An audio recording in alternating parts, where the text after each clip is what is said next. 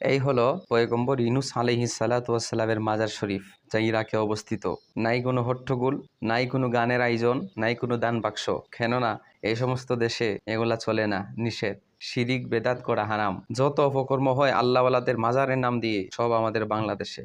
আজকে যদি কোনো নবী পয়গম্বরের মাজার বাংলাদেশে হতো, তাহলে দেখতেন এটা ভণ্ডদের দখলই থাকতো, যারা কিনা এই মাজারের পাশে বইসা গাঞ্জার আয়োজন বসাতো, গান বাদ্য বাজাতো, আর আল্লাহর গজব নেমে আসতো। এই জন্যই বোধ হয় আমাদের বাংলাদেশে কোনো নবী পয়গম্বরদের মাজার নাই। আর আমাদের বাংলাদেশে যত আল্লাহওয়ালাদের মাজার আছে, দেখেন বেশিরভাগই ভণ্ডদের দখলে, যারা কিনা নামাজই পড়ে না, যারা কিনা রোজাই রাখে না, যারা কিনা গাঞ্জা খায়।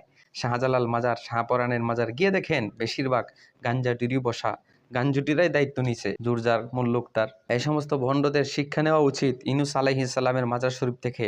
শাহজালাল, শাহপরানের চেয়ে কিন্তু নবী পয়গম্বরের মাখান সর্বোচ্চে, যিনি 40 দিন পর্যন্ত মাছের পেটের ভিতরে থেকেছিলেন, আল্লাহ তাআলা মুক্তি দান করেছিলেন। দেখেন একবারে নিরিবিলি, উনার মাজারের আশেপাশে কোনো হট্টগোল নাই, দান বাক্সটা পর্যন্ত নাই। কেননা এগুলা কঠিনভাবে দমন করা হয়েছে। শিরিক বিদাত সম্পর্কে অত্যন্ত সতর্ক এদেশের সরকার, তাই এগুলা হচ্ছে না।